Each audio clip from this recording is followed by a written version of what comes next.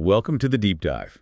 You've brought in a really fascinating set of sources comparing, well, these two big contenders in future mobility, Yeah. hydrogen fuel cells versus battery electric vehicles. Absolutely. And our mission today is really to cut through the complexity, pull out the key insights, and help you understand which tech is leading the charge in 2025, and just as importantly, why. What's the first thing that jumped out at you as we start comparing them?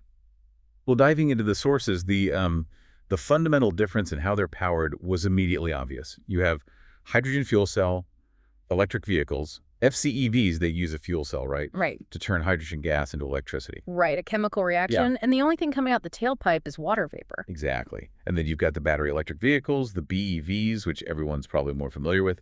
They store electricity in big lithium-ion batteries, also zero tailpipe emissions. And that difference, it really impacts performance. BEVs, they tend to have that instant acceleration we hear about, and they're way more efficient. We're talking, 70 to 90% energy efficiency? Yeah, something like that. Whereas hydrogen cars, much lower, maybe 30, 40%. A lot of energy gets lost just producing the hydrogen, compressing it, transporting it. Ah, okay. So it's not just the car itself. It's that whole well-to-wheel journey for the fuel. That makes sense. But what about range? That's always the big question, isn't it? Range anxiety. That is where hydrogen seems to have an edge, at least on paper. FCEVs, they typically boast a longer range, maybe 500 to 700 kilometers, Compared to EVs. compared to BEVs, which are more like 300 to 600 kilometers, generally speaking. And the refueling time for hydrogen is super fast, like 3 to 5 minutes. Wow, like filling up with gasoline? Pretty much. Whereas BEVs, it can take anywhere from 30 minutes at a fast charger to several hours at home. That longer range for hydrogen definitely appeals for, say, long road trips. I know that feeling of watching the battery percentage drop on a long drive. It's real. Oh, yeah, absolutely. Range anxiety is definitely a thing. Okay, so performance range. Yeah. Interesting trade-offs. But none of that matters if you can't actually, get the fuel or the charge. What's the infrastructure situation look like? And here's where it gets dramatically different. Hydrogen stations.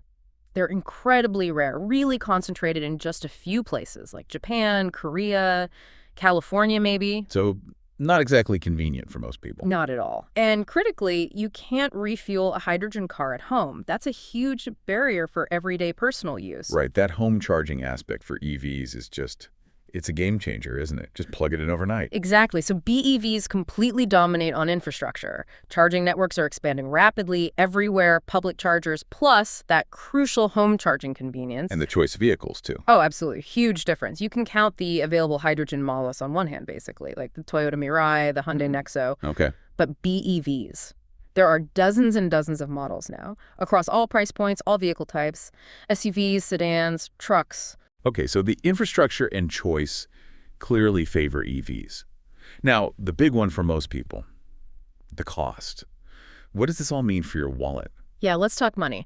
EVs win here by a lot, both upfront purchase price and running costs. Really? How much difference are we talking? Hydrogen cars are significantly more expensive to buy. Think 70 lakh rupees plus if you imported one into India, for example. Very pricey. Okay, and EVs? EVs, you can get into one starting around 10 lakh rupees now in India. Much more accessible. And the running costs, it's stark. Maybe 1 to 2 per kilometer for an EV. Wow.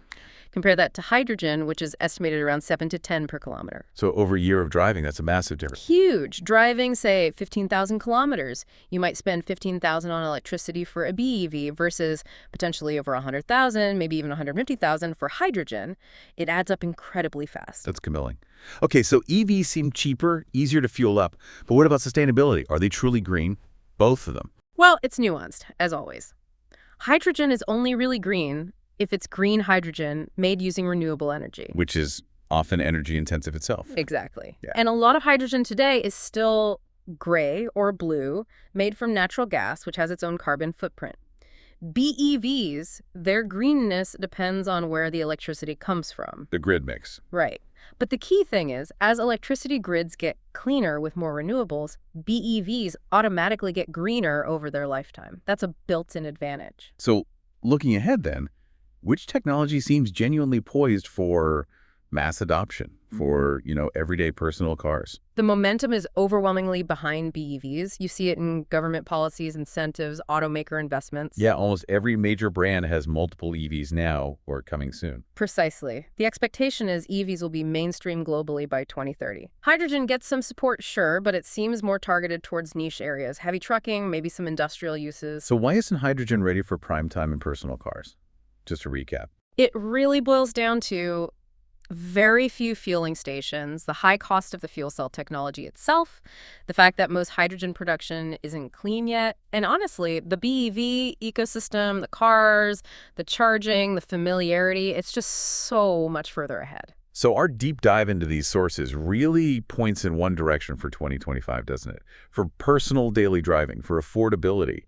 Battery electric vehicles seem to be the clear choice right now. Yeah, connecting it to the bigger picture, while hydrogen isn't, dead, it definitely holds promise for those specific heavy-duty uses where batteries might struggle with weight or charge times. Like long-haul trucks or buses. Exactly. But for the average person, the average consumer looking for a car today or in the near future, the landscape heavily, heavily favors BEVs. Okay, here's the final thought then, something for you listening to chew on. Given how fast technology changes, what specialized role might hydrogen eventually play in a truly sustainable future? Maybe looking beyond just our personal cars. Where could it really shine?